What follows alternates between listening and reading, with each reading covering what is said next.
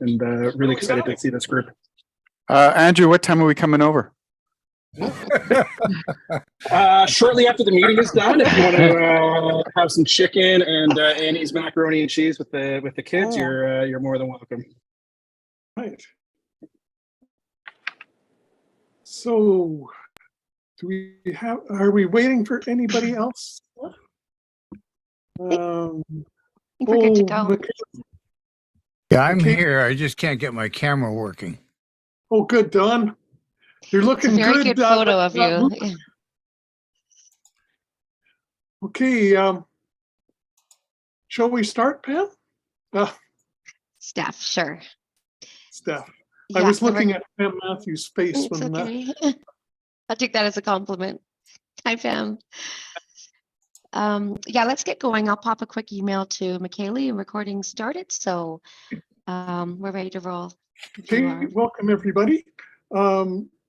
Just before we get going, we've got a new member here, and that's Sue Ellen Fast. And so welcome, Sue Ellen. And do you know all the faces you're seeing here? I think I do.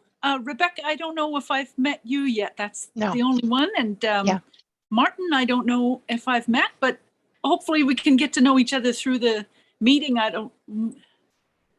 It's fine. Let's go ahead. Okay, so let's start with item 1, approval of the agenda. Do we have a motion? I just have a couple of late items for the delegation, but those will be added to the revised agenda. Okay. Not Moved new by items. Jeff, seconded by Rebecca. Carried. Oh, all in favor? Hands up. Aye. Okay, Aye. great. And adoption of the minutes, a motion. Rebecca? Sure. I wasn't at that meeting. Can I still vote on those minutes? I think so. I thought I saw you nodding, so Okay. there we go. And a seconder, Second. Carla. Okay, in favor? Aye. Aye. Carried. All right. Public comments, I don't think we have any. I think, are you 3 people here for delegation? Okay. Pam, are you with Thrive? Can you say again, Steph? I think Pam is here with Thrive as well, so no public. All right, so we've got 3 people here, David, Adams, Martin, and Pam. So this is a delegation from Thrive about addressing food resilience on Bowen Island. So take it away, delegation. Great. First of all, thank you for having us. Very much appreciate it. Thanks, Steph and Carla, for making this happen. Always appreciate it. So what I wanted to do is do a short presentation, which I'll share the screen. And then what I would like to do is just take a few minutes to go through it and then let Martin and Pam speak to some of the points of it.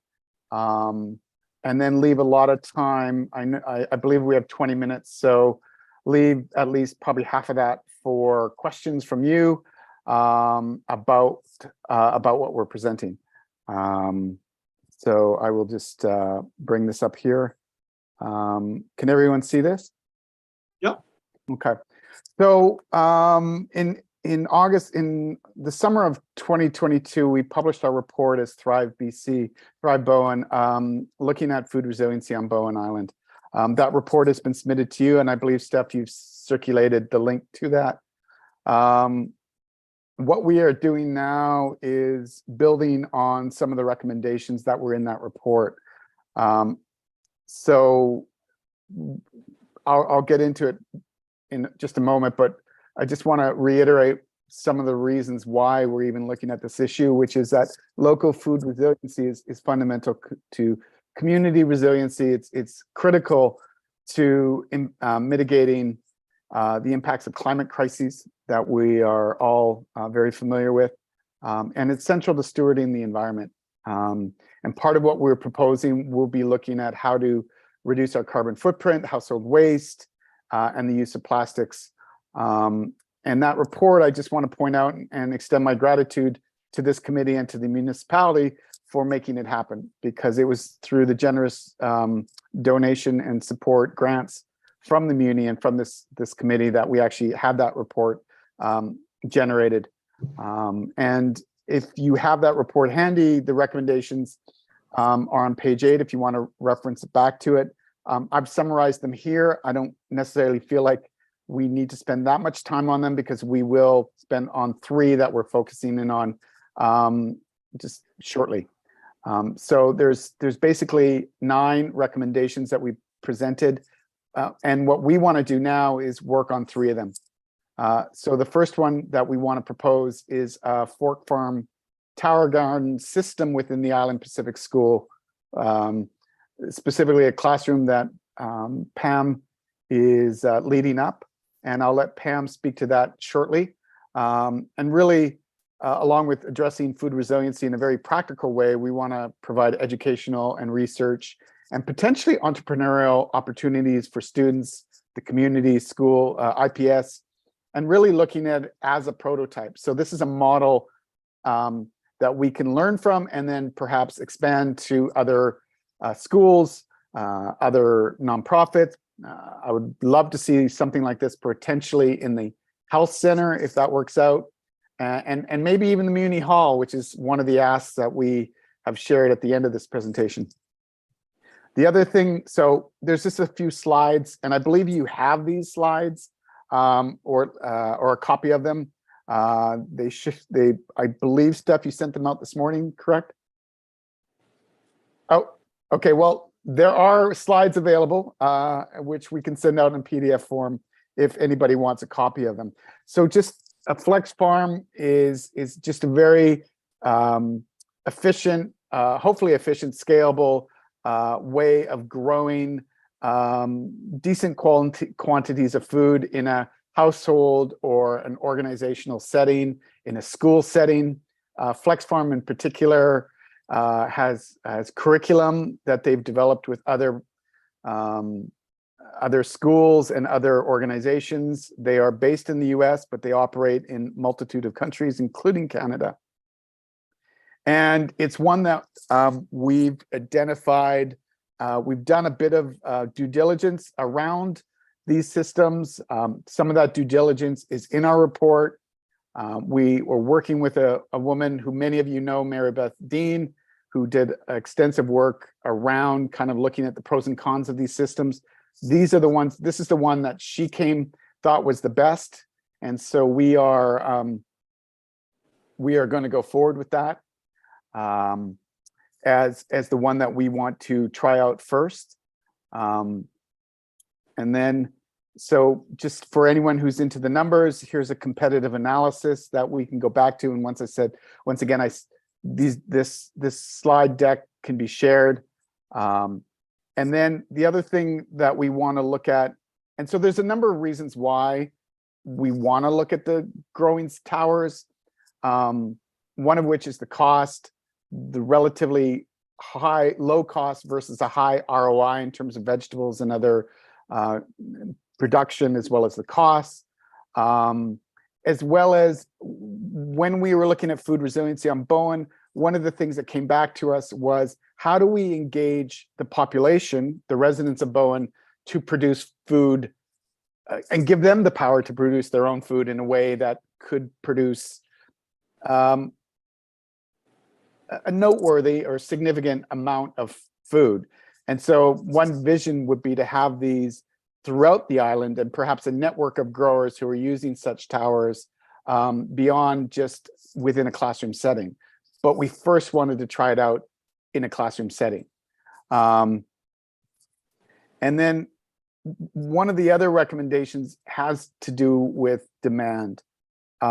We looked at a number of systems, a number of methodologies for growing food, both soil-based and non-soil-based, vertical farms, containerized farms, even a RAS system, which is a recirculating aquaculture system, and greenhouses, both soil and non-soil, And one of the key things that came about was the need to understand the demand. What is the local demand for food? Because many of these systems are going to overproduce for what the local demand would be.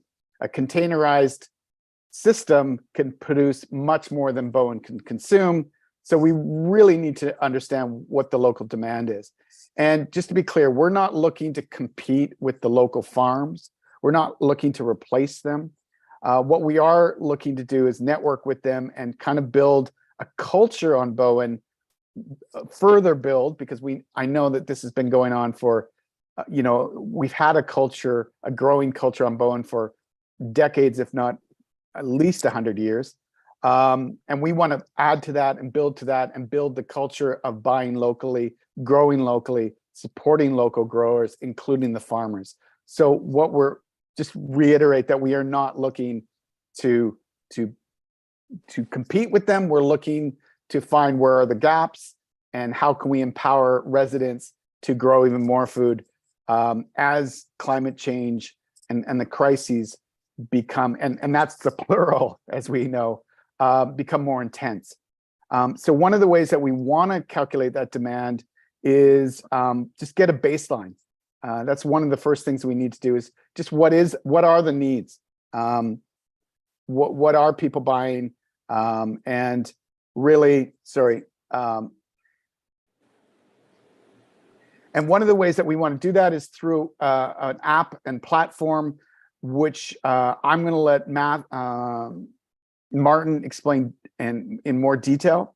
But it is an app that would be able to calculate and to aggregate local demand from individuals, match that with local suppliers, and allow suppliers to know what the demand is even before they put any seeds in the soil or seeds into a greenhouse or seeds into any kind of technology. And I'm going to stop there because I think Martin's the expert. I'm going to let him speak to that. But it is just one of the differences between this and something like a survey is that surveys are one-off, and this is not. Martin, I'm just going to finish up first. Oh, sorry, David. I'll stop it and go back to yours. And then really, it's not a one-off survey, so we can have a more real-time look at data and what the local demand and supply is. And here, I'll come back to this, but this is really just the outline of what we're looking for. We were asked to present a very clear ask to your committee, and so we will be going forward with this. We are looking, our total budget is $41,000, and we are wondering, is this something that you as a committee would think you would consider to fund? And we know we have to go through the application process. And if so, any recommendations how to improve the grant application, and also what dollar amounts or range of dollar amounts you think might be of interest to see in the grant application.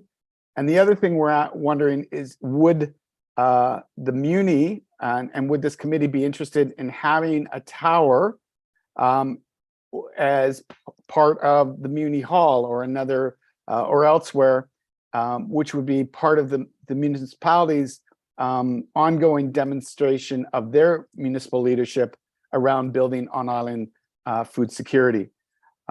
So I'm going to stop there, and I'm just going to let Pam speak to what she sees as the benefits of the flex farm and a vertical system within the school, her classroom, and within IPS. Thanks. Hi. We just have done a little bit of consulting with I'm fairly new to this. I've only, David kind of invited me on board in the last couple of weeks. And so I've been getting very excited about the idea of bringing this to our school to start. and hopefully be able to extend it towards the rest of the community. But we met with the woman who's selling the pork farm towers and asked her a whole bunch of questions about what it would look like to have one of these towers in the school and how much food it produces and how much time is involved. And it sounds really doable for a school, especially one like mine that has a more involved community of parents and community members who might want to get involved in this. So we feel like it would be a really nice, far-reaching project, that it wouldn't be limited to a classroom, that it would be something that would be for my whole school, and then also the communities of closer communities like Kate's Chapel and even Belterra, and also with Grafton Gardens and any other organizations that would want to come and take part in this. So the one thing to be clear is that it really is not limited to, but it's very focused on greens. So when David was talking about food production, it would never replace a farm or a producer on Bowen who's supplying different, seasonal vegetables year round. This would be more likely greens year round. So in the winter time, especially, to be able to look at how can we grow food that doesn't have to come from Mexico and from California. So there's a lot of potential there for getting local food year round.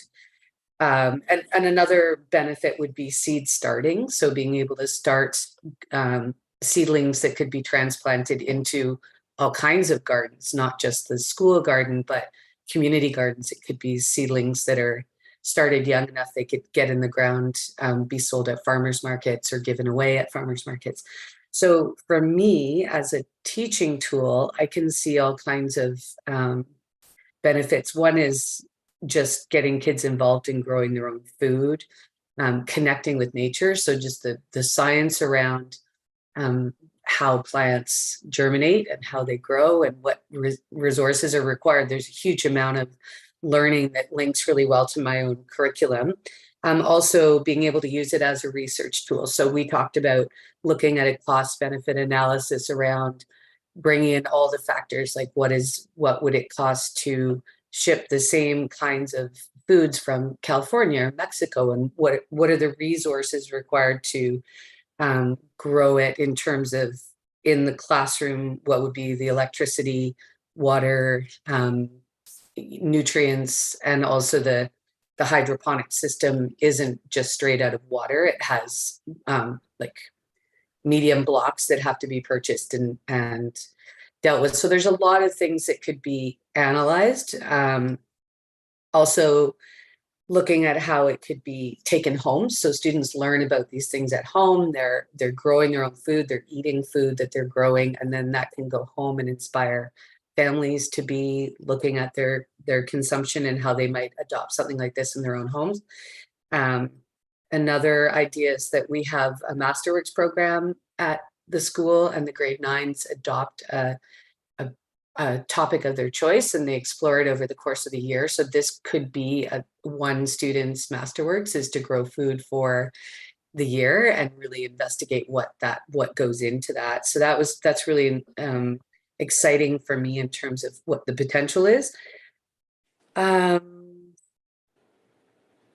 think, I think I've kind of gone through all of the potential that I see, but another one is just maybe I didn't iterate this enough, like outside of the classroom, students being able to do some volunteer work or bring their families in or connect with other community members, making a difference in something that has a really nice ripple effect around. It's not something that's limited to one isolated experience in the classroom. It's something that they are living an experience. So that always makes it a richer learning experience.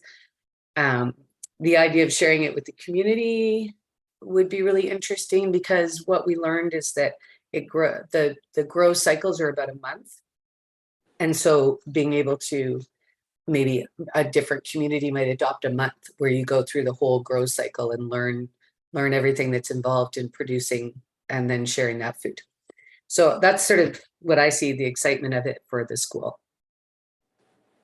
Thank you, Pam. Okay. Steph, I just want to check in. How much time do we have other than 59 seconds? I hope that wasn't. 12 seconds. Will, do you want to extend by a couple minutes to give the people a chance to ask questions? Sure. And we do have another part of the presentation too, don't we, Dave?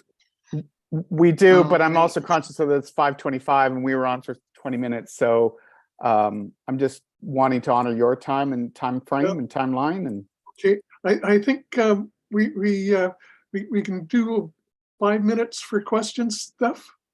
Yeah, I think people are okay with losing the updates at the end of the meeting. I'm fine with 5.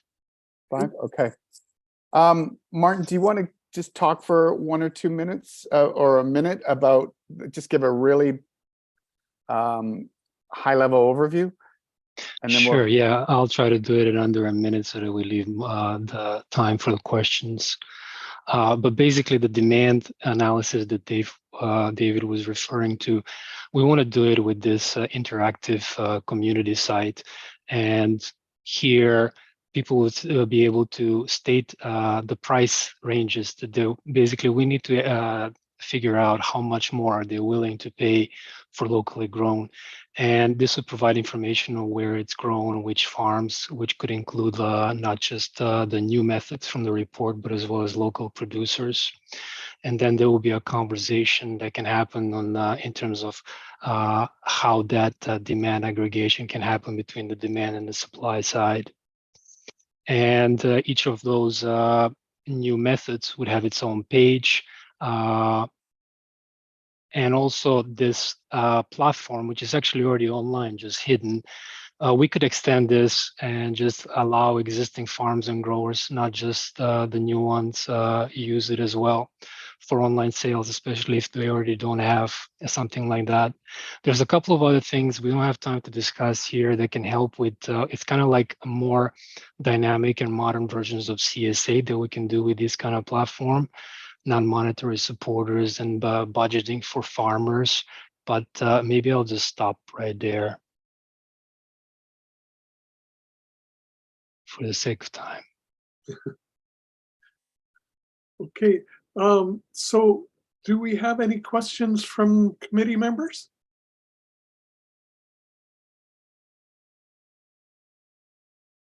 I can start with something. First of all, I really feel that we're fortunate to have you folks thinking about this and driving this important issue. So thank you, and it's so professional, the background, the effort that you've put in so far to build the case for it. I'm personally quite excited by it. To your slide, David, that had the asks that you had, the Sustainable Community Grants application. Can you tell me about that? And I'll say right off that I don't know if I've got too much guidance to be able to provide to you and the team on that front, but can you say more about that? In terms of our what we're applying for, or, sorry, Jeff, I'm not clear of the question. Is the which grant program is that, and who is that through? That's a Sustainable Community Grant Program. It's the one between $1,000 and $4,000. I mean, I believe there is another one coming up that the Muni offers, which is later in the year, but this is the one that's due April 15th, or applications are taken in up until April 15th. So we applied for it in the first, in regards to report, and we were awarded $2,500. And so what we're looking for is some guidance and direction around whether this is on point, and if so, great. And if not, then if there's any advice as to how we might switch it up a bit to make it more attractive. Okay, all right, I'll leave it there. Thanks, that's good. So David, I think we're going to have to think on this as a committee. You know, I'm not sure we'll be able to give you those answers immediately in this meeting. Okay. So I think we may have to have this as an agenda item for discussion in our next meeting, and do some on email back and forth. So just to be clear, maybe if you send us something very clear saying that you'd like to get a grant for, is it going towards the hydroponic system that you're talking about, or towards maybe support for Pam's project at the school, or for money towards the app that you're talking about. There's a lot of stuff there that you're doing, and maybe one of the things to think about is not just a general ask, an ask for to help on one of those things. Okay, great. Appreciate it. Does that make sense to committee members? Yep. Okay, that sounds great. And Will, I think Dawn has one question. Sorry, Dawn. Oh, it's just a short one. I put it up on the chat, which was, have you had any discussions with local producers? And I'm curious if you have, what was their feedback? We have not had any discussions specifically about this project. We have about the report and what's in it. We've approached the local growers to participate in the report. We will be reaching out as reaching out to local growers as part of the process, but we haven't to this date specifically around this project. Okay, thank you. All right. Well, any more questions from members? I'm seeing silence, so I'm going to say thank you to David and his committee for the presentation, and it was very exciting that you're doing some very interesting things, and we hope we can find a way of supporting you. Great, thank you. Thank you all. Bye. Thank you. Bye now. So, Steph, I guess one of the outcomes of that is we should have an agenda item to discuss this further. Will do. Thank you. Oh, there's something, an acknowledgement for the Islands Trust Stewardship Award. Yes, that's me. Yeah, thank you. Our last meeting was in September of this for this committee, and in that time between meetings, an award was bestowed upon one of the members of our committee, and you'll know what that's about and who it's for, because it's on the agenda for one, but also at a council meeting in October, Bob Turner said some lovely words on behalf of the Bowen Island Conservancy at that council meeting in October about the award that that Will received from the Islands Trust. And so it's my pleasure to acknowledge that award and for Will's contribution to stewardship on the island. In case you missed some of that previous information about this, I'll tell you that pardon me, while I just tell you that the Islands Trust Community Stewardship Awards honor individual people, organizations, and or groups involved with initiatives that further the Islands Trust mandate. The program was established to encourage, recognize, and reward leadership in preservation and protection of the unique environment and amenities of the Islands Trust area. And this is a little bit from the Conservancy, a little bit in the nomination about Will. He was nominated for 30 years of environmental leadership on Bowen Island. He served as a keystone contributor to a long list of community organizations and successful community-based projects. This includes his role as an active board member with the Bowen Island Nature Club since 1992, amazing. The Bowen Eco Alliance, Bowen CAN, which is the Community and Nature, Bowen Community and Nature, Bowen Lift, and the Island Pacific School Technical Advisory Group of the Bowen Island Conservancy. And then, of course, this committee, the Environment and Climate Action Advisory Committee. And Will is also a member of the Bowen Island Marine Stewardship Partners Working Group. And you may be familiar with the Marine Atlas that Will helped to co-author. So congratulations, Will, well deserved. And thank you for your long service to the island and your contribution to stewardship here. So please join me in that congratulations. Thank you, everyone. It's a great community to be working in, so very rewarding. I think we should move on. Subcommittee reports. Sustainable Community Grants Program from Carla. Hi. Okay, so I just wanted to give a quick update on this. It's this is previously from the ECAAC program, the Community Climate Action Revenue Incentive Program. So we were getting money from that each year. The program was canceled, but it was replaced with the LGCAP program, which is the Local Government Climate Action Program. For now, though, because last year we didn't get any applications for the CAREP grants, which we call the Sustainable Community Grants, there is still money in the pot for that. So we will be able to offer those again this year.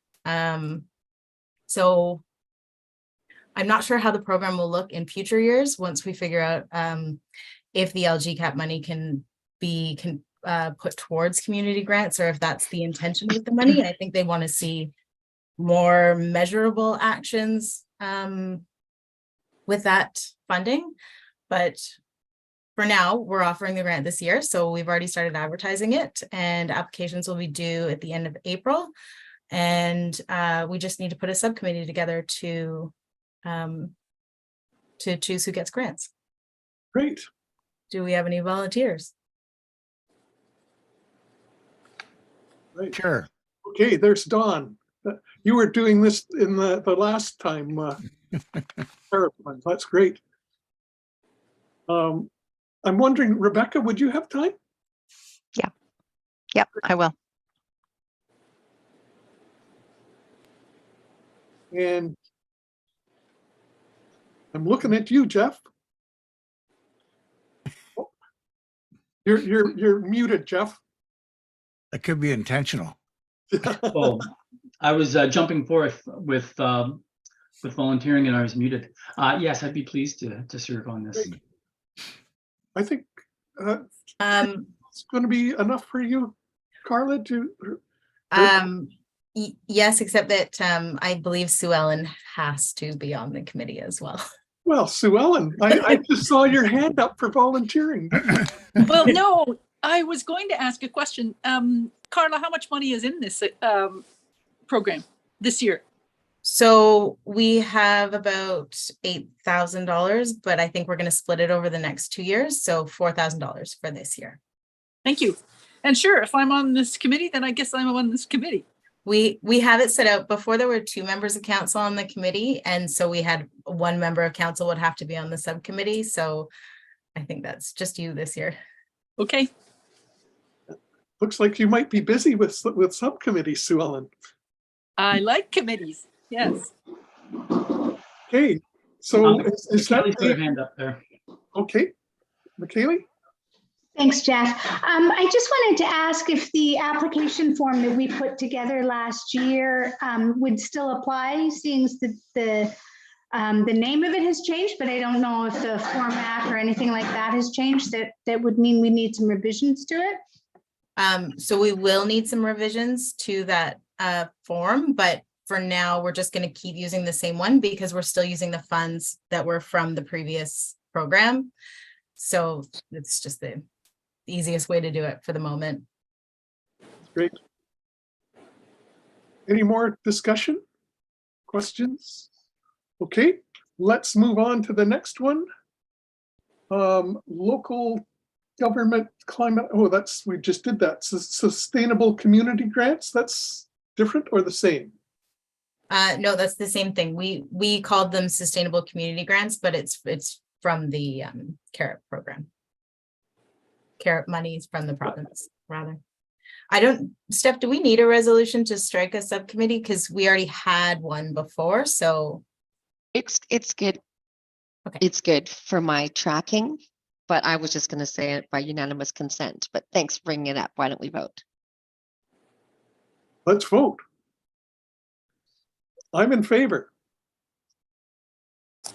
Of the appointments to this subcommittee, right? Dawn, Rebecca, Jeff, and Yes. Councillor Fast. Thank you, Sue Ellen. So it looks unanimous there, Steph. So you. the next one is subcommittee membership. And you've got a list of those subcommittees, don't you? You know what? That's just one of the little sub bullets to the community grants program, just to give people a sense of what, if they forgot what they did last year for subcommittees. Okay. It's just a supporting document, actually probably for Carla and I to be able to glance at as well. All right, thank you. Just for your reference. Okay, so the informal ECAAC group conversations, Don Schaefer. Feels Was like I so long supposed to? ago. Was I supposed to report on something? We were going to treat that the group event as a type of a subcommittee structure, and I included on the agenda. You sent some fantastic notes. Did October 24th, and then we haven't met since then. So Okay. Well, I guess the question I had is, because we were in between counselors, would we continue that subcommittee, or do we not need to anymore? That's an excellent question, Don. And one of the questions I was going to ask Steph, I think, about this is, what are the rules about committees or subcommittees meeting offline? You know, we're doing our meetings of the committee. We're being videotaped and it's open to the public. And what's for the rule? The rule of thumb is and this occurs when we're email communicating as well. It's if you're advancing decision making. So the decision-making process needs to happen in an open forum. Okay. So general discussion and idea bouncing around is quite okay. Yeah. Don, what do you think about continuing the informal? Well, I think it's a good idea for those that have the time to have a tea or a beer or a coffee and just talk about how they're feeling and ideas that they may have regarding, different things that are going on. Yep. I mean, I think the brainstorming part of what we do is incredibly important, and it's not as formal as this particular meeting, and you never know what's going to come out of it. Okay. Rebecca. So I just have a question about that. So the way that the ideas that are generated as part of those discussions would come back to the committee would be through a kind of like a subcommittee report, a standing item on our agenda. That's a question. The one I'm thinking, I'm sorry, go ahead. Were you answering me, Steph? The answer is yes, and that is what's happening here. So he provided notes and they're on the agenda. Okay. The one thing I didn't see in the notes, but maybe I just missed it, was we had quite a discussion about our terms of reference. And we talked about meeting to review our terms of reference. And we talked about a mapping exercise where we looked at our role versus the role of other committees that may have kind of an overlapping mandate with ours, and who's doing what and where are their gaps. And so with something like that, that would just come back to this committee if there was actually decisions to be made or any actionable items. Is that right, Steph? It'd come to this committee and then to council for you to make a recommendation to council. Okay. Where the ultimate decision making happens. Thank you. Jeff, do you have any comments? I see Don's got his hand up. I'll follow up on Jeff and then Don. I do think that it would be beneficial to have some subcommittee meetings to talk through some of the issues, and in the way that Dawn has described it. I think that our meetings are fairly full, our formal meetings, and we've got a lot of business to take care of, and it's all important. And we've got different dimensions that our committee is charged with various environmental components and with climate action. And I think we could benefit from having some additional discussions outside the full committee meeting. So I'd be in support of it, and I would like to participate to the amount that I can. Okay, Don, you had your hand up? Yeah, I was just going back to the notes from that meeting, and there were 3 things that stuck out to me, and I'm just not sure how we address them in this particular meeting. One was David Hawking's comment about how Bowen appears to be a bystander in this climate change discussion, which you know it still nudges at me. The other one that stuck out was we had talked about the need. We had talked about Peter Frenton's comments about conservation and the need for forest retention, and that we may want to consider having an initiative that went after protecting more forest, regardless of who owned it. So there were a couple of things that came out of those notes, and I'm just wondering, what do we do with them now? You can just ask Will to include them on the agenda. Oh, for discussion. Yeah. Okay. Just bring it to the party. Okay. Oh, Sue Ellen's got her hand up. Yeah, thank you. I'm just going to do my little introductory piece here because now we're talking about, and we're going to come to the work plan. So if you don't mind, I'm just going to take a few minutes and say hello to everybody. I'm delighted to be on this committee and thank everybody for your volunteer commitments and what work you've done so far. And I'm looking forward to working with this group. This kind of topic about should Bowen set a goal of keeping carbon storage happening where we've got a functioning ecosystem doing that, and strengthening our ecosystems, I think are important as we come into these various overlapping crises and that kind of thing. So I just wanted to introduce the kinds of things I'm working on and a little bit about council. I'm also on Parks, Trails and Greenways Advisory Committee, have been for 20 some years in the various names of them. And formerly, anyway, I won't go into all that. I'm also on the library board, which is our cooling center now. They have the heat pumps and the cool, which are the cool pumps in the summer. And they can be a warming center depending on what the climate and wild weather needs are. I'm on the emergency program executive committee. So this has to do with planning for wildfire resiliency, drought, perhaps marine accidents that might involve fossil fuel carriers, all of those kinds of things. And so I can be a liaison there as well for this committee. And more. I'm on the advisory design panel for Snug Cove. Maybe that doesn't matter, but maybe it would. And formerly I was on the composting working group, which kind of reminds me of the delegation we just had reminded me of some of the early days of that work. I'm for about 8 years now, I've been on the steering committee of the BC Municipal Climate Leadership Council.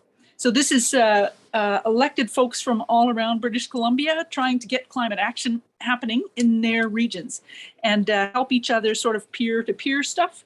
And we're going to come out with some, we work closely with the Community Energy Association, which helps Bowen with our climate action plan. And anyway, so there'll be more coming from that. I'm on the Ocean Watch Action Committee with the Howe Sound Elk Kitsum Biosphere. As I've learned, Mayor Leonard is an alternate also on that committee from Metro Vancouver Board, which is great. And I'm also one of 2 Bowen Island Islands Trust trustees, and the mandate there is preserve and protect.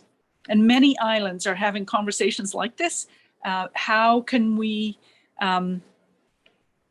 preserve and protect, for example, forests? So this is why I popped in here. Sorry to interrupt, but just to say, some islands are also saying we need to protect our vibrant forestry industry. And so this kind of, these tensions are all around in the various islands, but we are in the Islands Trust area, preserve and protect. And those are some of the ways I think that I would be delighted to be working with this committee and finding places where we can work together with others. Okay, I'm going to shut up now. Thank you, Sue Ellen. I know you're going to be a fantastic resource for this committee, so thank you. One thing I forgot to mention also is I'm in the same house as Will. So we're partners, and but he's running the meeting. So over to him, just for anybody who didn't know, full disclosure. And I had a question for Steph. Steph, do I have a vote on this committee, or am I just a liaison? You're voting. Thank you. Okay, back to you. Hey, thank you. I was going to see if McKaylee had any comments about the idea of continuing these more informal discussions. I think one of the challenges for you and Rebecca and Jeff especially are you're working full-time and you've got families that you're dealing with, and so it's adding more time requests on you folks. But anyway, I'm just hoping that you'd be able to find some time. I love the idea of being able to get together, especially when so many emails come and I can feel awfully overwhelmed. Thank you, Dawn. So to be able to have somebody to bounce ideas off of, and I'm much more of a communication person and picking brains. So I like the idea. I also love the idea of getting together more informally and just brainstorming. I would really value that. And Carla, I'm hoping you'll be able to find time too. Yeah. So my thought is this isn't really a subcommittee. This is an offline conversation of committee members, those that can find the time. And Jeff, I saw your hand up. Well, I did want to ask and whether the things that we want to be talking about, where we can have more time for brainstorming, casual conversation, whatever way it might be, is it mostly related to climate action? And I know, Dawn, that's very high on your agenda, and you were advancing this idea about getting together to talk about things more outside of regular committee meetings. Is it climate action items that we mostly need to be talking about outside, or I just want to kind of get an idea. Are we talking about general brainstorming, or is it climate action items? My answer would be anything that we think is important to our community, that fits within our mandate. Sue Ellen? Yeah, I really like the idea of having some notes of these background discussions in the public record by putting them in the agenda like this. For one thing, we can refer to it. For another thing, it helps others know what's going on. For example, Mayor Leonard, who's still with us, good for you, is also sits on the Metro Vancouver Climate Action Committee. And, he may want to be involved in some of this, glance at it once in a while. But it sounds like your question, Jeff, might be more about work plan. And we've got that later on the agenda. And also, I just wanted to mention that the rest of council is also putting together our work plan in terms of a strategic planning.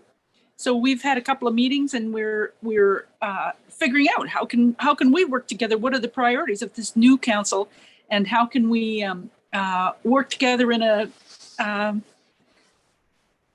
agreed upon specific directions? So that might also lend some direction to the work plan and to the discussions.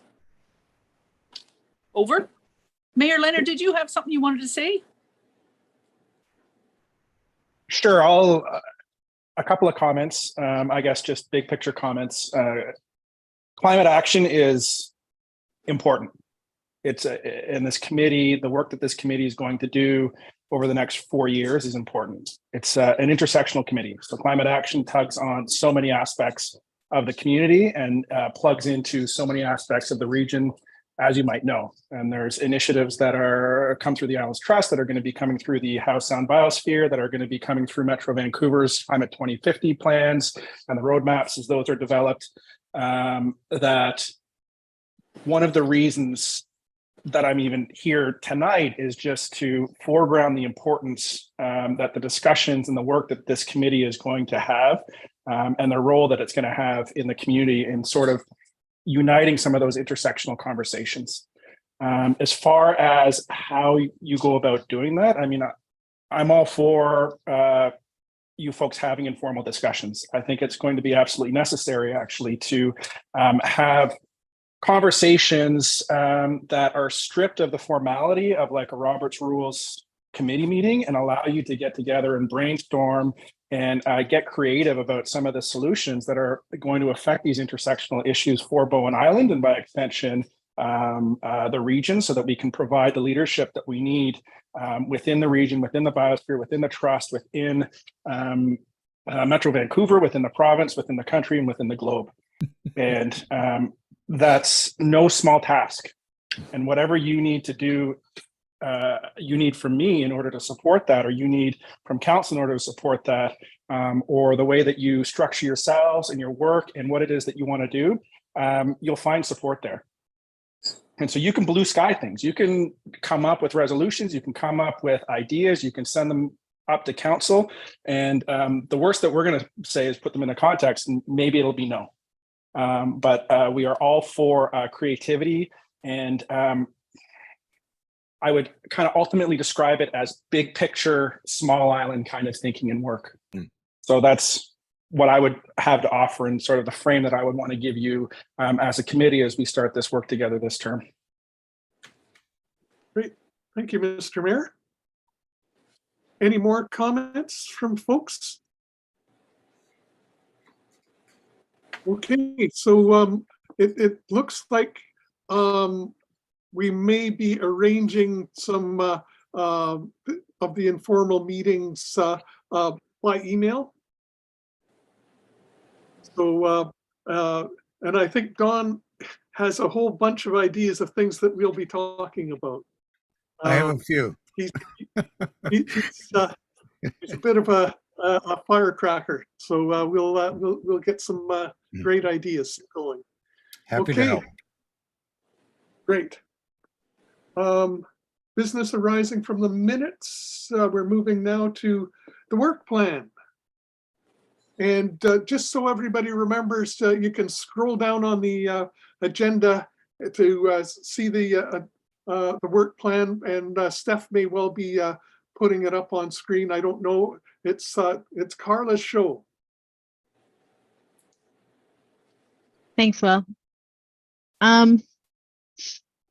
Well, you guys have thrown me for a loop a little bit, to be honest, because usually what we do is we would go through the climate action strategy, and we would see what we've done and what we haven't done, and what could potentially be added to the work plan, and what what we've accomplished on the work plan, what we want to keep there, and what we want to add to it. And it seems like, I mean, that's kind of in our terms of reference that we follow this climate action strategy, but it seems like maybe there's more that we want to add to the work plan.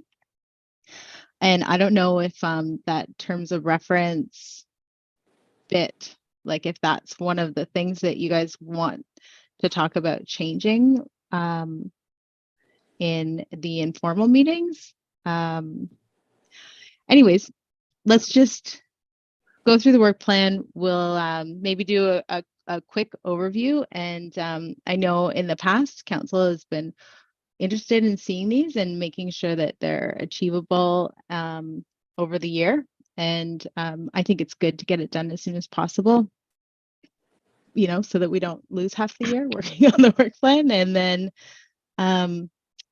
And then, you know, maybe in our informal meetings, we just keep all those things listed to add to the work plan next year, or to potentially add to an update to the climate action strategy as a matter of process.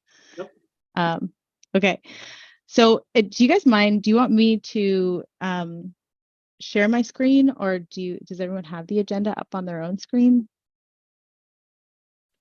I put it up. It doesn't either way. I suggest put it on the screen so that we all are following exactly where we are. So Yes, please. I'd like to see it. Okay.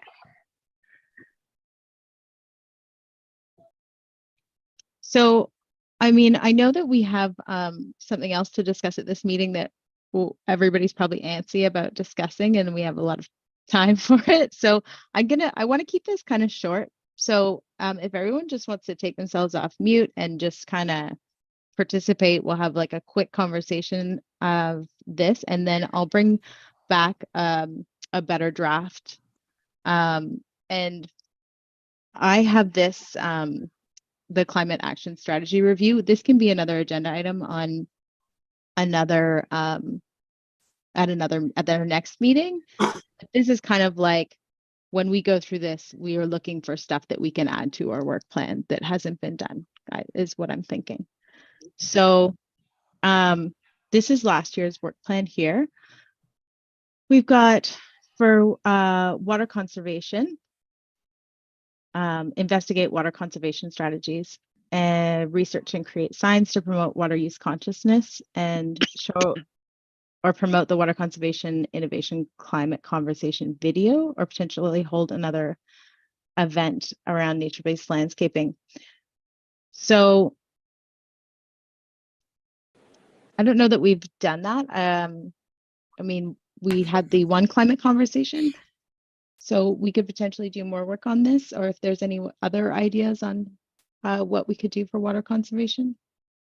Was that somehow tied into the new buildings that did not use water catchment? Because we kind of came off the rails when that didn't happen. I know it's been proposed, but it's kind of gone to the never plan, and it just seems hard for us to promote it when the Muni doesn't endorse it or doesn't want to talk. Mm-hmm. Okay. For sure, I can understand that. I think. How does that fit?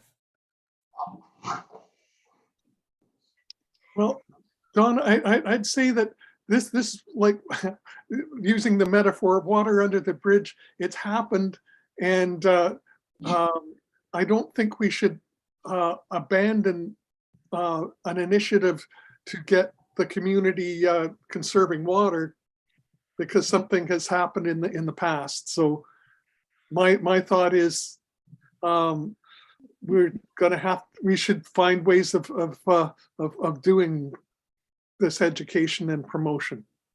But the Muni has to lead the way, does it not? Sue Ellen. Hi. Yeah, I just I think there's lots of times that committees have, and I don't know what work you did. I've got to say, sorry, I wasn't with the committee last term, but lots of times when you work up an idea and you can see there's potential, and maybe there's links with the official community plan, and just hang on to it, because sooner or later the time will come.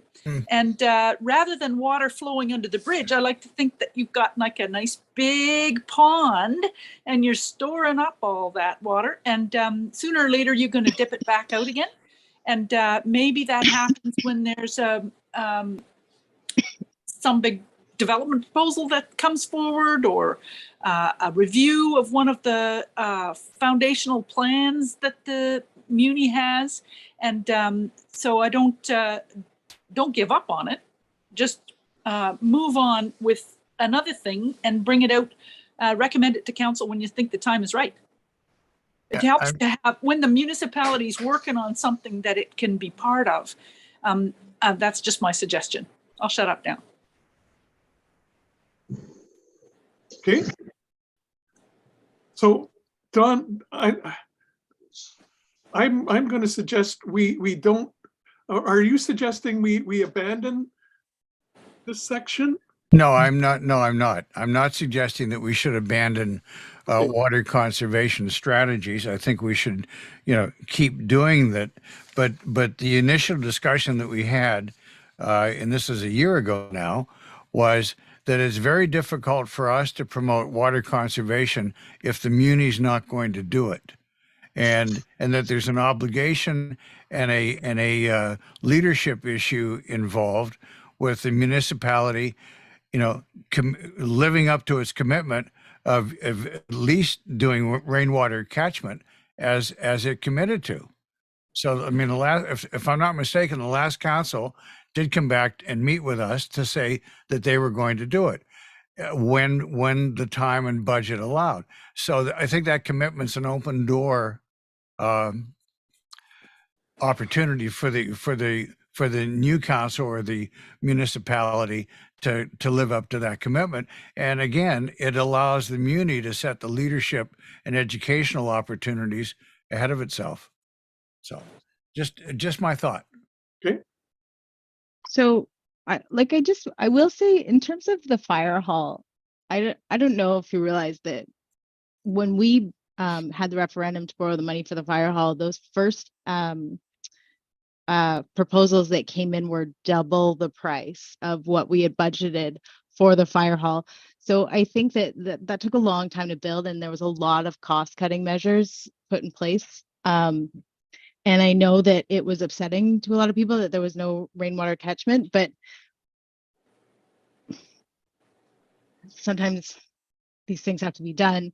I think they are set up to be able to add rainwater catchment at some point, and when the resources are available, that's a plan for the future. But yeah.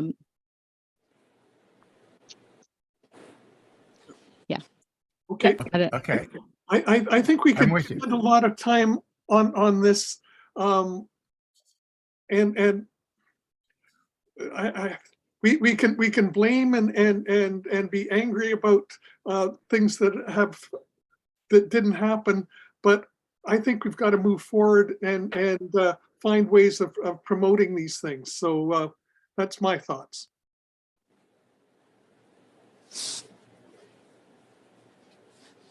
I agree. Okay, I'm suggesting we move to the next one. Let's do it. Transportation. Liaise with BIMTech members to support and collaborate on initiatives associated with the transportation plan.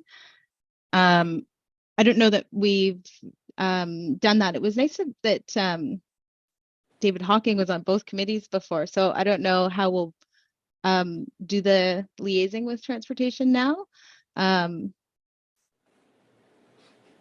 Steph? Is that something that maybe the chair of each committee might communicate one-on-one? Maybe you could check in. Yeah, check in every now and again for any opportunities.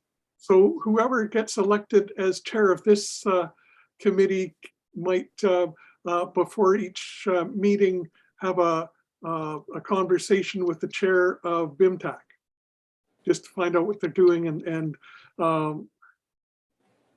and share what we're doing. Okay.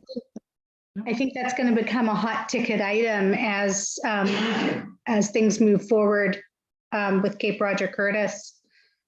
That'll be one of the big issues that it seems to be one of the big issues that should be looked at. Agreed. And then we have worked with BIMTech to promote e-bike usage on Bowen Island. So I guess that would kind of be the same. Check in with the chairs, maybe just support them. I know that they wanted to do. Did they come to BowFest? Did they have? Or they were in the parade, right? The e-bike users. I thought Oh. BIMTAC was trying to do something like that. That's a great idea. I forget. Yeah. Okay, so does anyone have any other things to add for transportation? I mean, I guess the transportation committee is kind of focused on that, but if there's anything off the top of someone's head they can think of that they want to add, then I'm open to hearing it. Okay. Okay, so waste management. I noticed that we have this climate conversation regarding what is zero waste, and this is something that I really wanted to do, and I guess we just didn't. So I'm really hoping that we can make this happen this year, because if all goes as planned, we should have our compost facility ready to go early next year. So yeah, the less food waste going there, the better. And I mean, zero waste, it's a lot more than that. But if anyone maybe knows any people passionate about zero waste speakers. There was a little video that was done a couple of years ago, maybe even before COVID, so maybe 4 years ago. Harmony here on Island did a zero waste video, and that was amazing. It was just her little family, I think, down on White Sails, and they talked about being zero waste for a year and how they managed that as a family. And it was a video that she and her husband put together. It would be lovely to see that again, or to get that out there to a broader range. Yeah, I thought it was like a full-on, like, professionally produced documentary. Like, yeah, that's right. Yeah. That's what I remember. That would be really cool if they would speak at that. Yeah, one of the things that might be possible if it's on YouTube or something like that, with their permission, have a link on the Muni website. Okay. Okay, and then we have create a community question and disseminate. How are you moving towards zero waste?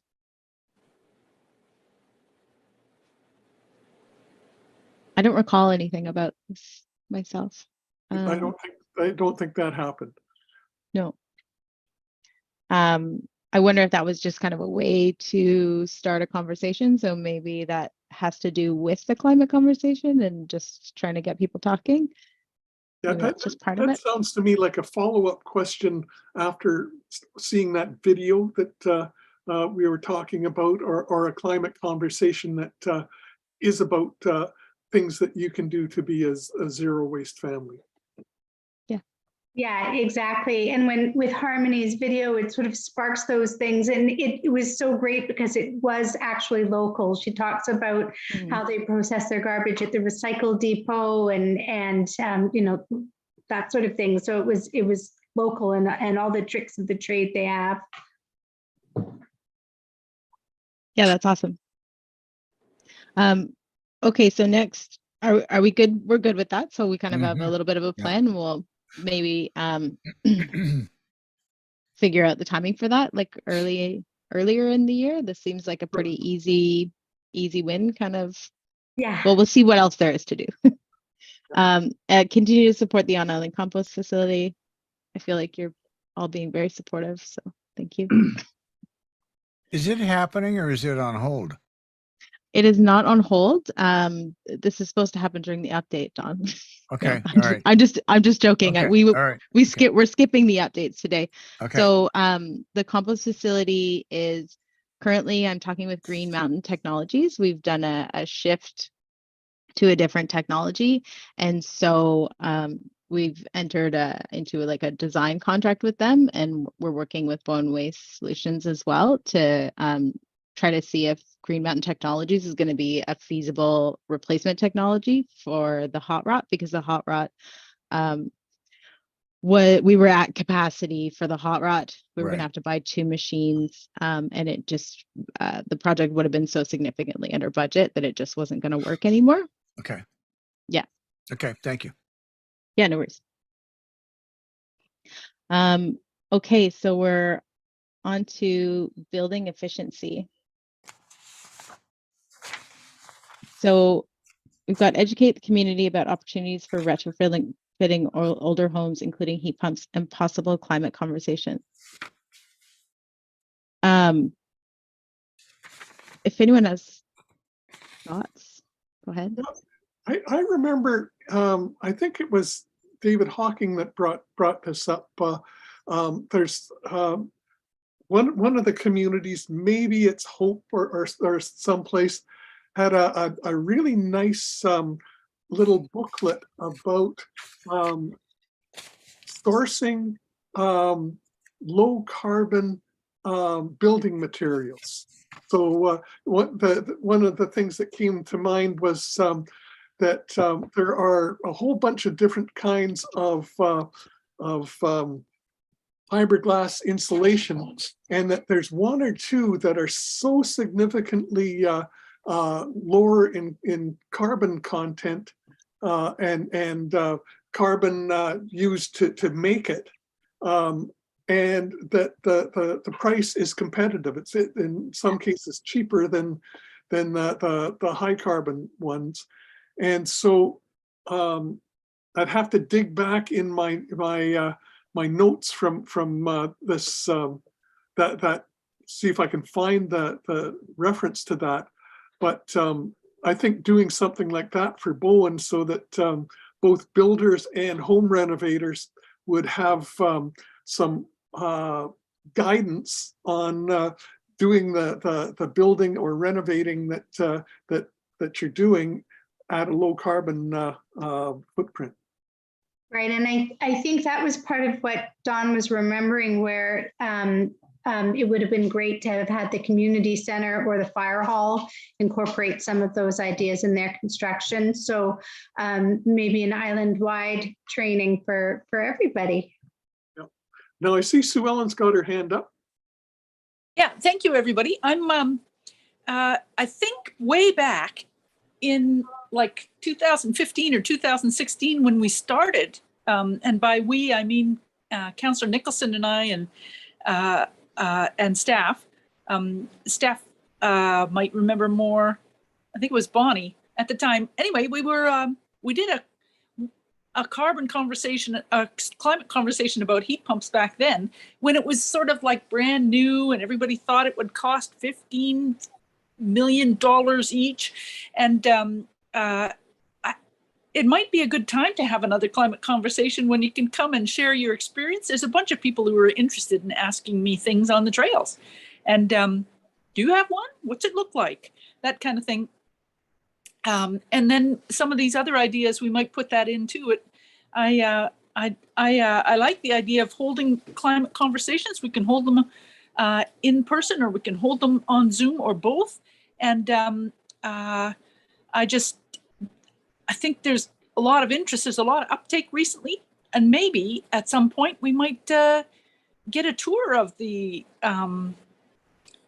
either the new fire hall, which is solar ready as well as rainwater catchment ready, and it has a heat pump, and it's got the big air filters and stuff. There's a lot of good stuff in there that might be good to be a sort of local example of the municipality doing things. Anyway, just an idea. And right now, I think only the fire department and maybe some of the staff and the council has had an opportunity to tour around the new fire hall. So probably they'll have some kind of open house at some point, and maybe we could link on to that with this idea. Just some ideas. Thank you. I like those ideas, Sue Ellen. Hopefully, Carla's, looks like Carla's typing, so some of those ideas. Any other comments from folks? Oh, Don, I think is that your hand up? Yeah, just a quick one. I saw an initiative in Nelson for a solar community garden, which I thought was really interesting, and it powers 10,000. The population is 10,000, but the little farm produces power for the community. but it's a crazy idea, but something that was centralized that could service, even if it was just the snug or municipal buildings, would be a interesting initiative. I like that, Don, and I especially like finding example communities that could show us the way. Yeah, that was actually in the Small and Rural Communities Climate Action Guidebook, which I just found. I can send us the link if you want it.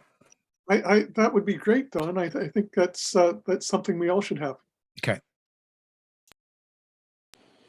Okay, Carla, back to you.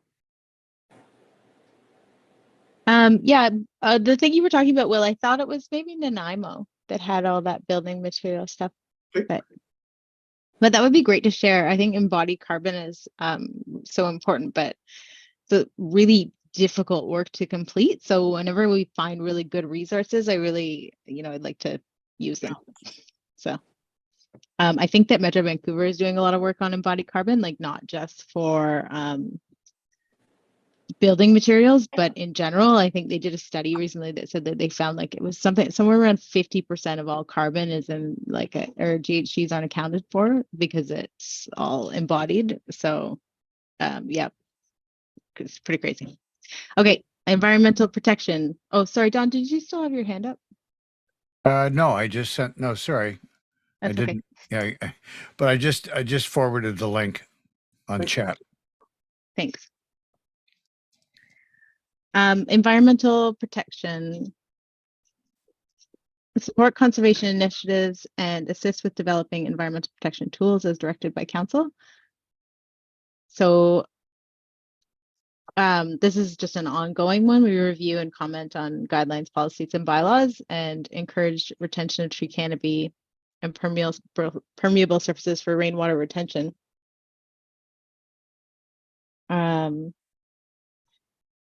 Okay. I mean, I think that maybe we would do that in general, and that's just an ongoing thing. I think that when Don, you were talking about the forest protection and having that as an agenda item. So I don't know if there's more work to be done there or more discussion to be had. Well, the argument is, or the suggestion or the comment was that we don't have any conservation bylaws or environmental bylaws. I mean, I don't. We have the conservation development policy. That one's not a bylaw. We do have deep development permit areas. So that's for watersheds and around streams. Well, I'm badly quoting Peter Frenton, who said we don't have any environmental bylaws and we don't have a forest retention policy or bylaw. So sorry, Don. Sue Ellen had her hand up too. Okay. Sorry. Yeah, another new one we've got is the site alteration bylaw. Yep. And so we do have a number, and maybe I'll make a list and bring it to the next meeting if you remind me, Will. and run through what we've got. But there are some folks who've got strong ideas about what we do and do not have. And I think it would be a good idea to sort of run through the update of where are we with our tools and regulations and growth management and climate action tools. So that might be a fun discussion. Maybe it's a subject for the next brainstorming session. Yeah, good idea. Yeah, it's good. It sounds like a longer conversation. Yeah, I agree. Another initiative that's going on in the community that I think our committee should be aware of. It's in its very early stages, and maybe Jeff can help me with some of the language here. Is what the Bowen Island Conservancy is doing about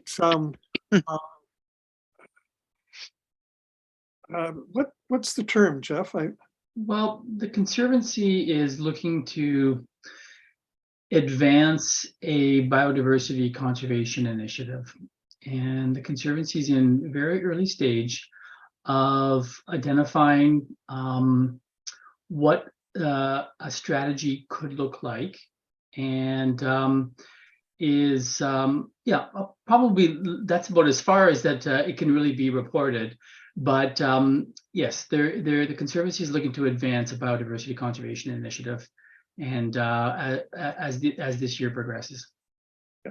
And you know, it has components like identifying key core areas of biodiversity, and also identifying the natural corridor, the ecological corridors that allow the wildlife and plants and spores to move freely between those core areas.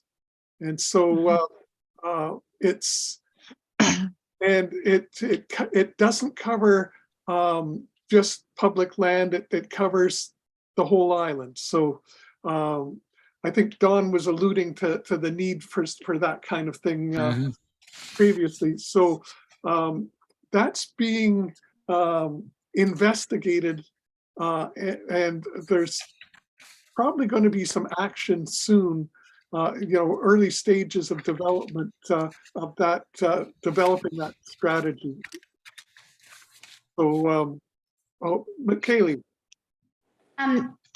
That's interesting, because the riparian network, especially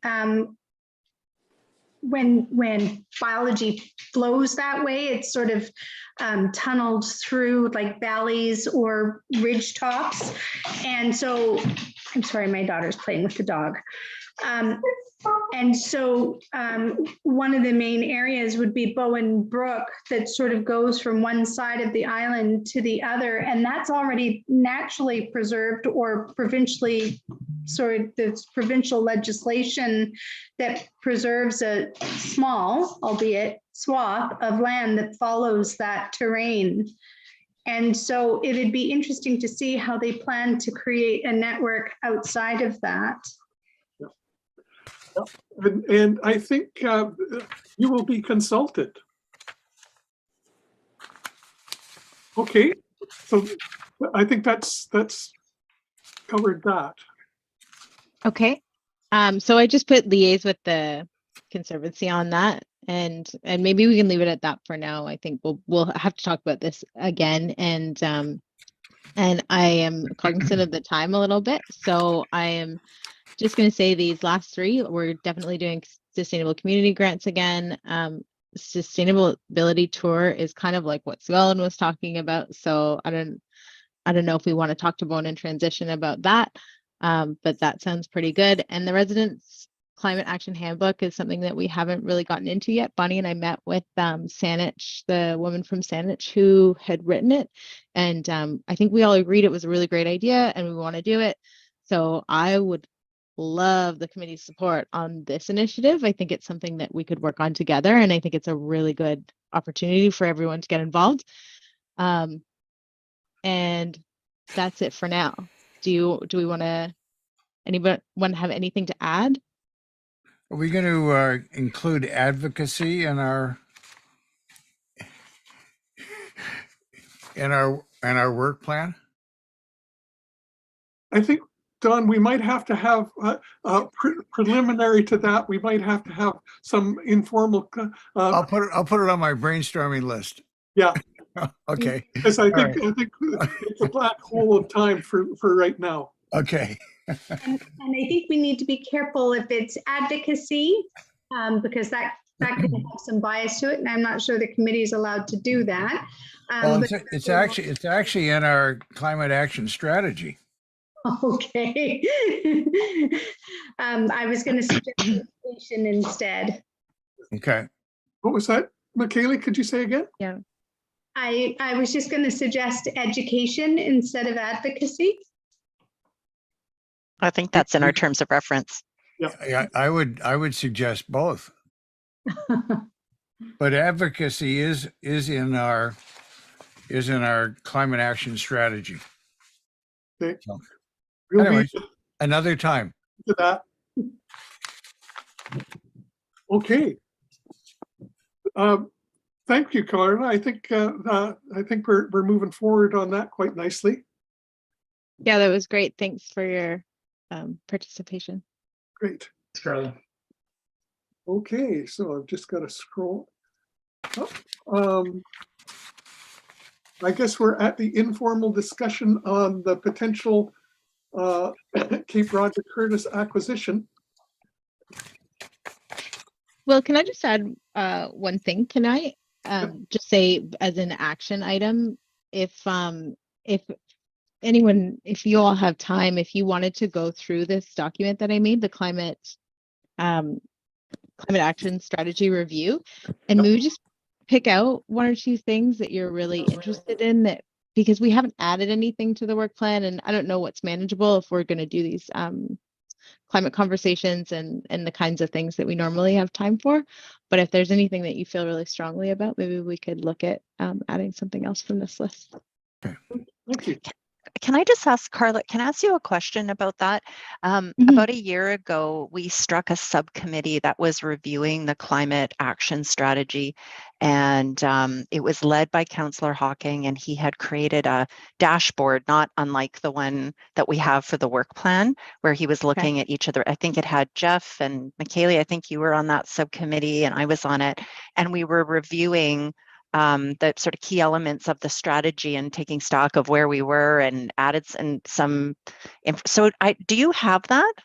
That is very helpful information. Okay. I do not know. So I just kind of made this today off something that I had before. And I think that would be helpful if you guys have already done a lot of the work on that. So I will make that an action item for myself to email David Hawking and see if he's still got it.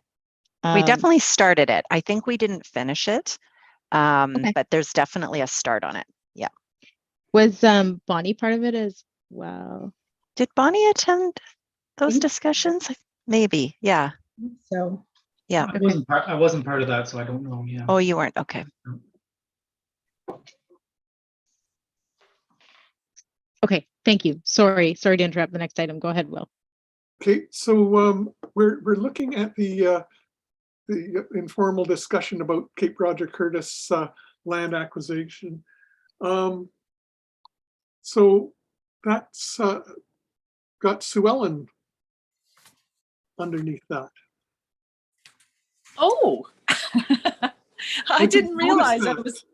I didn't see mine. I guess I'm going to have to do like find function my name on every agenda when I come to this committee. Is that like get surprised? Okay, well, I will point people to, I'm just teasing, it's okay. I'm happy to let everybody know that at last night's Bowen Council meeting, the mayor, who may still be with us. If he is, he can jump in. But yeah, there he is. Mayor Leonard made a little comment, a public statement about the municipality's engagement and our different roles of the Metro Vancouver. And Mayor Leonard, if you want to just begin this conversation with a bit of that statement, that would be terrific. I think really helpful. Sure. So I think it's probably important to put the referral and this agenda item into context, because it is pretty far reaching, and it definitely puts the council liaison here on the spot, as well as Steph as the committee coordinator and possibly the chair. The important part to remember about this referral, it was made before we received the rezoning application. So the rezoning application for Cape Roger Curtis was just received a couple of weeks ago.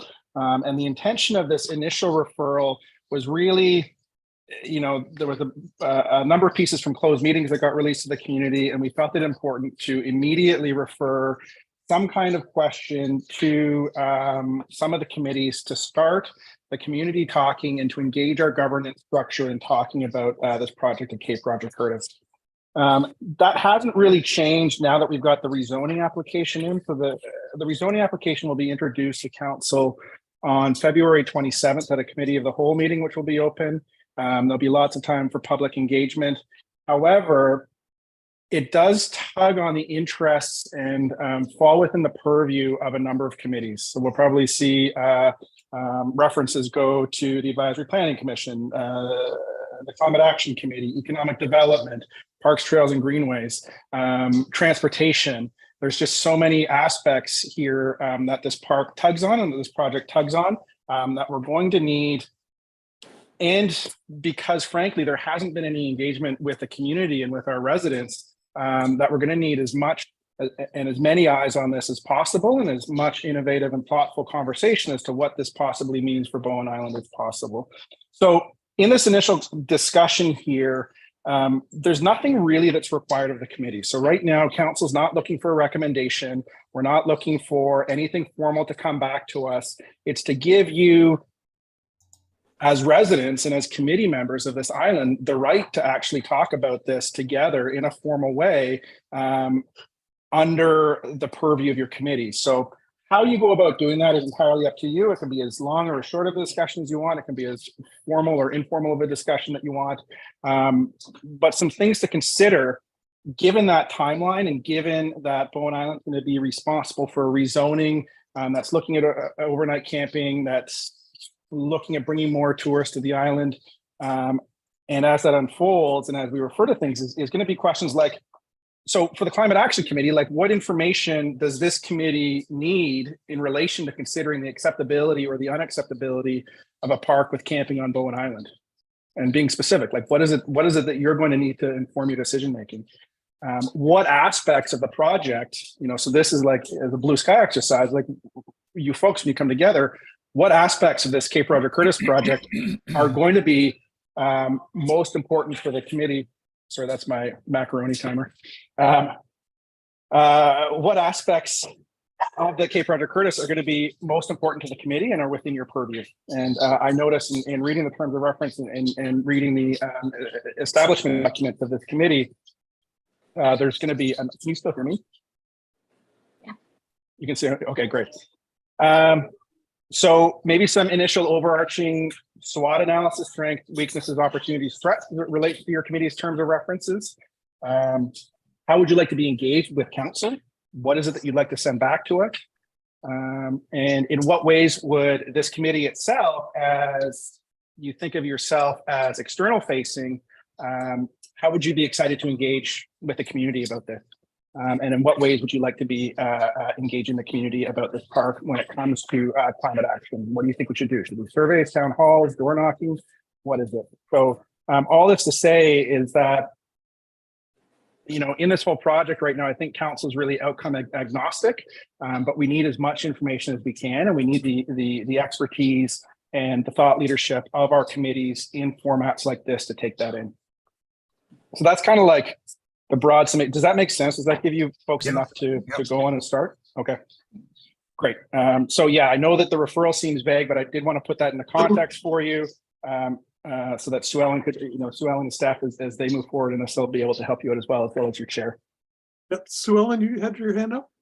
Yeah, thank you, Mayor Leonard. That's great. And we're trying to be really transparent with everything and get everything out there in the open. So there's not this sort of surprise hidden agenda kind of ideas, and to encourage everybody to be involved. And Mayor Leonard's coming in with a new leadership style, and he's wanting committees to have their input. So I just wanted to mention one of the other things that the staff has done is we've got a Cape Roger Curtis page at the municipality now, and it's been updated so that the roles of Bowen Island Municipality and the roles of Metro Vancouver are sort of separated. So it doesn't seem like big government all mixed in together, to help bring some clarity to the roles, the different timelines, and the different ways to be engaged. So thank you, staff. I see you've just put that in the chat. So this is the beginning of a big conversation, and it got off to a funny start because it happened kind of partly because the election was in October, and so that's quite a ways away now. But now we're coming in as this new council. Stay tuned for our strategic plan and how that might affect the work plan of this committee. And like the mayor says, we're looking for contributions that this committee might make. And I just wanted to mention the rage and distress factor that I'm noticing reminds me of having lived here 30 years, some of the community discussions about other big changes that were proposed on Bowen. Some of them happened, some of them didn't. I'm holding up At the Wilderness Edge. This is a book by Jack Little, who was lived here on the island and historian, member of the Conservancy and a board. And he's got a paragraph in here, I think, about Bowen. But the community gets really engaged when a big proposal, big change is proposed. And I think personally, as a council member, I want to help us have a progressive, constructive, forward-looking, not a reactionary. We got to stop everything from happening. We can't have change because I think change is coming, whether it's climate change or whether it's pandemics or whether it's internet and working from home. I mean, all kinds of changes are happening, and I don't think it's so much. Nobody owns change. It's going to happen all around us. And my point is, how can this committee help us manage the change, manage the growth? What's best, as opposed to the alternative, which is the 40 10-acre lots with individual owners who can cut down on everything on the lot almost. And so I'm interested in the ideas, the creativity, and the how do we go forward? Our official community plan is called Towards a Sustainable Future, and so I'm trying to. Hopefully, we can have a conversation where people can bring in ideas from other parts of the world as well, where people go on bicycling and walking trips, and your luggage gets moved ahead, so it's waiting for you when you arrive. Just like BC Ferries, you drop your luggage off over in Horseshoe Bay and it arrives on the Nanaimo side. Some of these things we're not used to, these ideas, but maybe our committee can bring them in or gather them and introduce them. I'd love to bring some imagination. What would a better, something even better, the blue sky for Bowen, what could we reach for? And what also do we have to be careful about? Anyway, that's my little spiel since my name was there. Okay. And I saw Don had his hand up. No, I'd better not. Well, I've got to say, I'm going to say something about facts. And one of the things I'm finding in the conversation in our community at the moment is that there's some things that are not really factual. And I'm going to say I've heard the number of 100,000 people coming from off island to Bowen to this park. And I've actually spent some time looking at statistics and things like that from other parks and things like that. And I've really challenged that. And I'm going to share that not at this meeting, but I'll share it with the committee by email. And so the thing I think we've got to really spend time doing is getting the real facts, and some of the facts are going to be coming from Metro Parks because they've got a lot of experience in setting up parks and looking at the stats of people coming and going and that kind of thing. And so I think that's one of the things we've got to make sure that we do is make sure we get the information that's correct.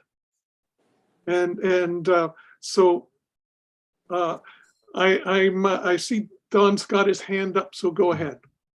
Yeah, I'm just curious about your facts, because I was using the City of Vancouver's or Metro Parks average attendance for a campsite is 3.5. And if they've scheduled or if they plan on doing 95 campsites, you know, the math. Don, let's not go into this at this time. You'll see Okay. my information, and you can go with yours. Okay. And between us, we'll find the closest to the truth that we can find. Okay, I look forward to that. You know, one of the first questions that the mayor asked us was, "What do we need?" And you know, I would suggest we need a current environmental impact study, an ecological study, and probably a transportation study, and whatever information we can get from Islands Trust to make sure that we do have all the facts. Excellent point, McKaylee. I was going through the environmental assessment that was completed by the consultant. I think their name is DHC. And so that is available. It talks about the existing condition and the baseline of where we're starting from. So it maps sensitive habitats, and it maps there's a bald eagle location there, and a few other things. There's a couple of drainages that are mapped there. And basically this is done as a constraints analysis where they can identify different areas basically for avoidance and areas that are less sensitive to put their development. I have some concerns about the analysis that was done. It was done during an inappropriate time of year, and there were several species that were disregarded that we know actually occur there. There was some bat echo radar stuff that was done out for the Conservancy, and there were several different species of bats that were detected that have now been listed. So they weren't listed at the time that the assessment was done, but they're now blue listed for the province. And there's 2 federally listed species of bats that occur out there, and none of those things were included in the analysis.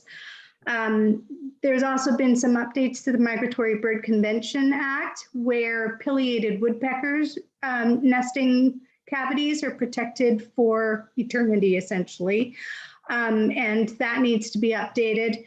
The other thing that I found in the rezoning application was that there's a statement in there saying that there's going to be no development within the Hussar Creek riparian area. And I find that very hard to believe that they're going to be creating a network of trails for people to come and go, that they actually haven't included that as part of their analysis. And so I would like to see an updated environmental assessment that talks about the baseline information in the context of updated legislation. And then I also wanted to see some sort of alternatives analysis. There's some discussion about, the location of the campsites and everything within Cape Roger Curtis, but there's been no discussion about if we have to give them the camping as part of the purchase of the park, if those 2 things are hand in hand, why does the camping need to be at Cape Roger Curtis? They have a park that's down in the Cove that eliminates a lot of the traffic concerns, that's closer to the RCMP and is already a pretty degraded area that was historically used for overnight people coming and staying. So then that's another item that can be banked on, right? They can actually have this educational component to it. If they need the camping to purchase the land, I think maybe looking at giving them the rezoning in Crippen Park and the Cove area in lieu of Cape Roger Curtis. And I would like to see an alternative analysis that compares both of those things. And I would also like to have a traffic study included in both of those analysis. Yeah. Sorry, that's my 2 cents. McKaylee, I've got a question. You've highlighted that whatever that company, that consulting company that did the study, that's from 20 years, 10 years ago, at least 50. Ooh, it was done in 2020. I think I'd love to see that. Is that one Metro Vancouver did? They retained DHC to do the analysis. It's part of their rezoning package on the Bowen Island Municipal. Oh, okay. That's why I haven't looked at it yet. Okay, thank you. Yeah. No, I was looking it all up before the meeting. Yeah, so that's got to be on the list of documents we're looking for, and so I think this is going to be interesting to see. The other thing is you know, they've made some proposals about alternative to driving to the site, and I'd certainly like to see that developed, and you know, the feasibility of that looked into. The thing that I've found is in the past, looking at metro parks is compared to other park systems that I've worked with, especially Parks Canada, they listen to community input very well. And so I think that gives me hope that we can get something that will be a win-win for the community and the park. Rebecca, did you have your hand? Yes.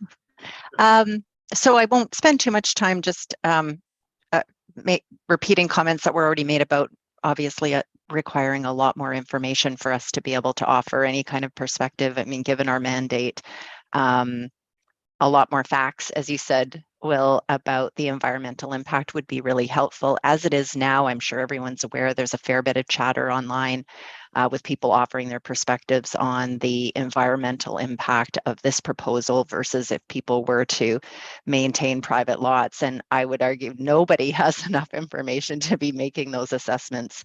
But perhaps if the community was reassured that that information is coming to council and is coming to this committee and other committees that have community representatives on them, that might give people some comfort that eventually we're going to have that information and a proper assessment will be done.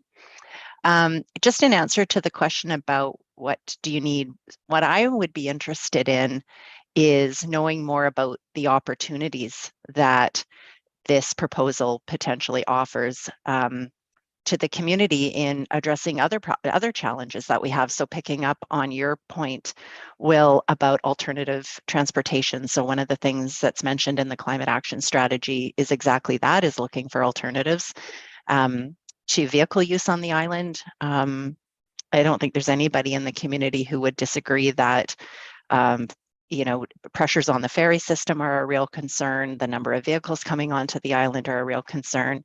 So the question I would have is there an opportunity with this project through the introduction of a new shuttle system or an alternative to the ferry or enhanced use of e-bikes or whatever it is to change not only how people will visit Cape Roger Curtis, but how they visit the island altogether? Is there the potential to change our message to visitors about you're welcome here? We encourage you to visit. But we encourage you to be stewards of this island with us. And in that, we ask you to consider coming to this island without your car. And here's all of these new opportunities for doing that, whether you're going to the campground or not. That's the piece I'm interested in, is what opportunities does this open up for us? Yeah, nice. Yep. So I'm thinking that for our next meeting, or in the informal option, that we do a SWOT analysis where we're looking at strengths, opportunities, and threats and weaknesses. So, and I think this is going to be a conversation that won't be done in one meeting, because we'll be identifying more needs for information, and we'll be going out and getting it. So I see, Jeff, you had your hand up, then followed by Sue Ellen. Yeah, great discussion so far, and I'm really enjoying hearing it. As a process to capture some of our initial thoughts. Dawn, a couple days ago, the NODA committee, you'd suggested, well, maybe we can start a shared document someplace that we can capture some initial comments or thoughts under the discussion that the mayor has provided to us. And I wonder if that's a bit of a starting point to capture our ideas so far. Could be a Google Doc, and we can keep it, each comment attributed to each of us, so we can keep track of things. And that, I wonder if that could form the basis of our next discussion after that. I think that's a great idea, Jeff. Sue Ellen? Thanks. I like that idea. I just wanted to say, building on what Rebecca was saying, the benefits, there's also the benefits for Bowen Islanders in finding alternative ways of getting around as well. If there's way more bikes, and if the multi-use pathway extends all the way across, as is we expect to get there way faster, if that kind of thing can happen, that's more benefits, and it also cuts the climate gases down. But I saw Mayor Leonard came back on, and as he does when the idea sparks start flying, I wonder, Will, if you could give him a minute. Mr. Mayor. No, I just wanted to let you know that I'm paying attention here, but this is exactly the type of conversation that I think we need. So even just in this short time, I've gotten a lot of great ideas and places to look and places that we can go. And I'm really thrilled at what's come up and the orientation towards just like an objective orientation of what the reality is, and then just a real clean assessment of some of the risks that are here for Bowen Island and here for our residents and here for our ecology and here for our community as well. So I think this is, as a first step of conversation, I know we're about to run up against time here. It's a good portend of things to come. So I appreciate the comments here so far. Great, thank you. Will, if you're supportive of this, I'm happy to start that document on a shared web location that hopefully we can all have access to. That's brilliant. Yes, I like that. Don, you've got a comment? Yeah, just a question, and I guess it's a formality, because we're now sharing our ideas on a Google Drive. Is there some issue with the Muni about doing that? You're going to be subject to freedom of information. Okay, I mean that's fine. Yeah. Sue Ellen? Jeff, do you have a place to do this on, or do you need municipal resources? I was going to use some personal accounts or resources to do so. If the municipality has a way of doing that, then terrific, that's probably better. But if that's complicated or difficult to access, then I'm happy to use some personal accounts.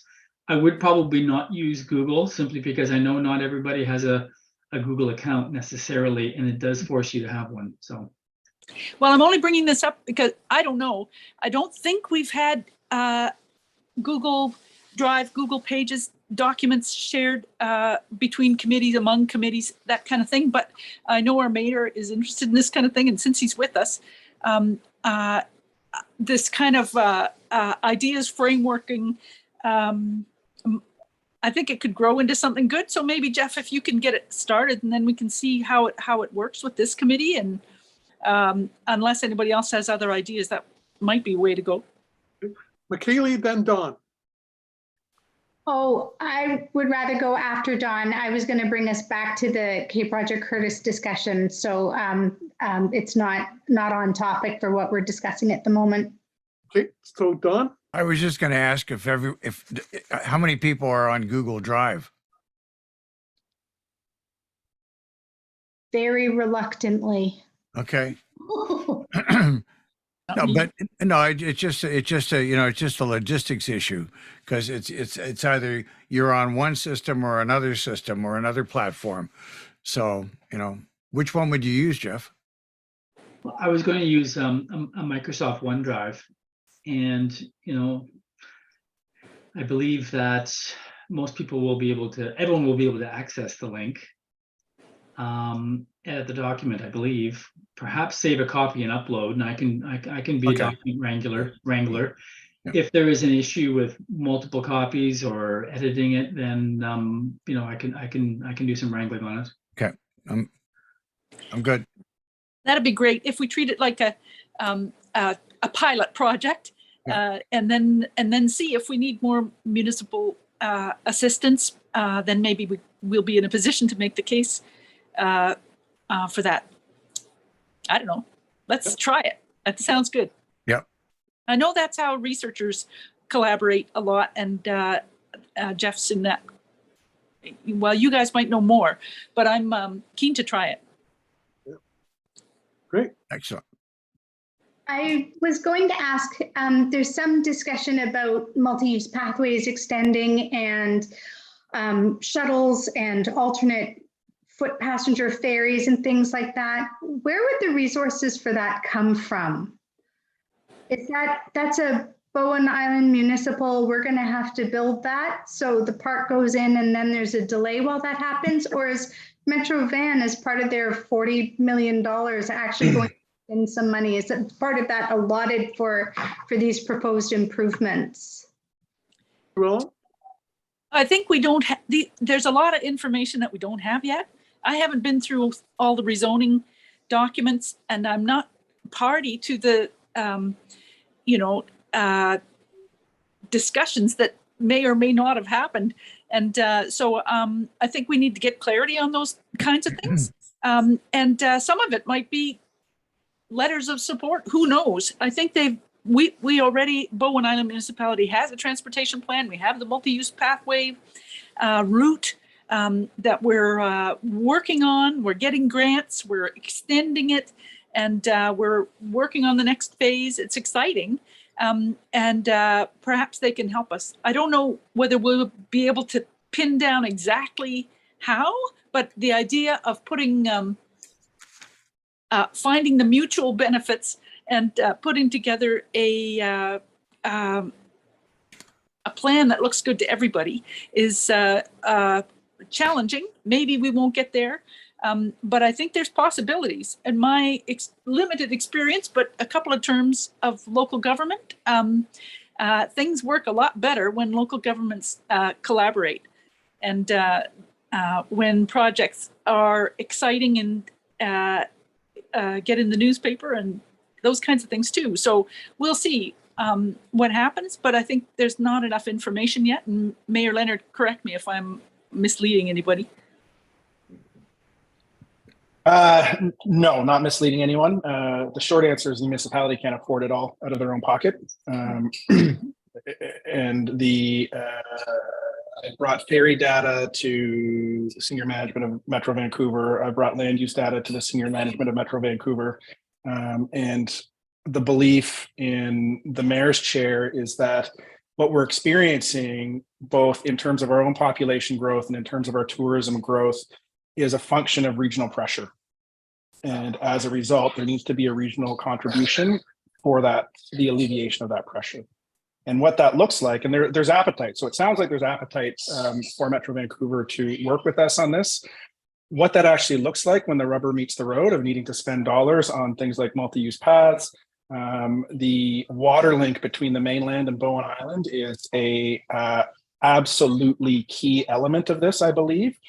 Because the stress of it is affecting the livability of our residents to be able to get to the mainland for appointments, for jobs, for the use of amenities in Metro Vancouver. So there needs to be a real honest and objective and collaborative conversation from the region, whether it's Metro Vancouver or TransLink or a combination of those two, and perhaps the province when we look at BC Ferries and the renewing of their performance contract this year, as to what that looks like for Bowen Island. And if Bowen Island is indeed going to absorb both residents and tourism from the region, what does that look like going forward? Whether it's in a regional parks plan, whether it's in the Climate 2050 plan, what it looks like in context of our relationship to the Howe Sound Biosphere and the Islands Trust. Like there's got to be some regional contribution to solving some of these infrastructure issues that will come with increased usage of Bowen Island, not just at Cape Roger Curtis, but we're developing Davies Orchard, we're developing not we, but Metro Vancouver is. So this is all part and parcel of having this little mini park system on the island that's essentially going to be for regional use. Thank you, Mayor Leonard. Thank you. Don, you had your hand up? Yeah, I was just going to say I have an interview with Jeff Fitzpatrick on Friday. I was going to ask him who's going to pay. Now I'm just going to ask him how much he's going to pay. So I'll change the question. I like your question, Don. That's great, Don. Nice work getting that arranged. Yep. So I think we should move on. I think there's just one thing. I think we're going to skip the updates, but we do have an election to come to do. And so I'm going to ask if Jeff will still stand as in his position as deputy chair. I will stand for vice chair. Yes, I will. Thank you. I had the wrong name. And I would like to stand as chair. Is there anybody else that would like to stand for any position? We could have an election. I'd like to stand for chair. Okay. All right. So I'm going to pass it to Jeff to lead the vote, to call the vote. Oh, okay. So tell me what the procedure, please, Steph. How does this work? Yeah. So in council chambers, I would walk around with a tin and we do a secret ballot. Okay. I didn't even foresee what to do digitally on this. Yes, Carla, solution excuse. We can just send you a private chat message. Okay. Oh. Does that work?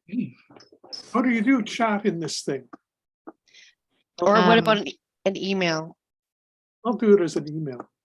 Okay, so let me just get my list. Doodle poll? No, just pop me an email. Email to Like just send you an email with a name on it? Steph Short, yeah. Mayor Leonard just said each candidate should have an opportunity to speak. So do you want to just take a minute really quickly? Sure. Do that. A quick campaign. Yeah. 30-second campaign. Go. Don? What are we doing? You're campaigning. Candidate speech. Why should we vote for you? Oh, well, I'm incredibly passionate about our island. I'm incredibly passionate about the environment and the things that we're working on. I love our lively discussions, and I want more. I'd like to see us move a little quicker. All right. Thanks, Don. And what I'll say is I am equally passionate about the environment and our community. I have a long history of service in the community, and I stand for thoughtful forward motion. Okay, so we email Steph. Email Steph. Okay.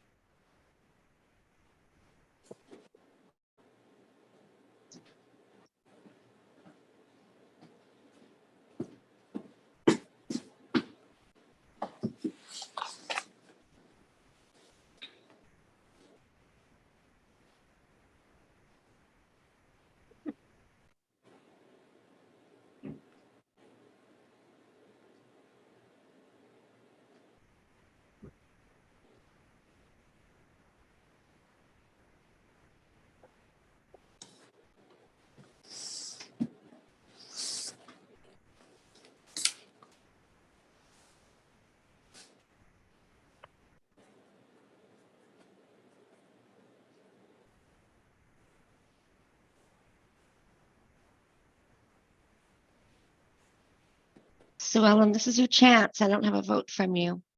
Oh, shoot, it didn't go. I'll send it again.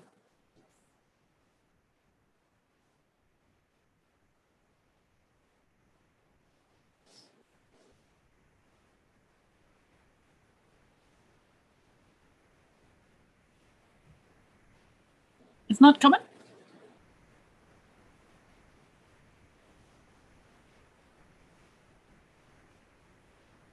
Thank you, Dawn, but Will is going to stay on as the chair. Thank you for your passion.